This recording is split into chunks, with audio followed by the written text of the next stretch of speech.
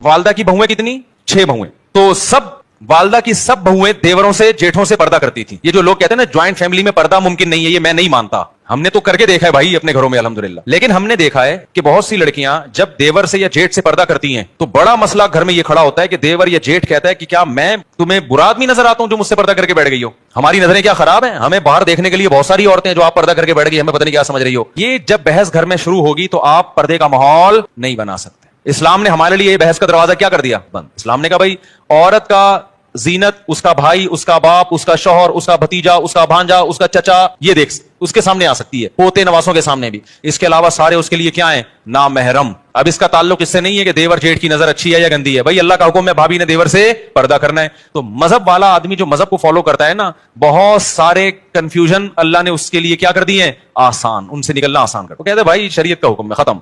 तो सुकून से जिंदगी गुजरती है, घरों का माहौल अच्छा हो जाता है.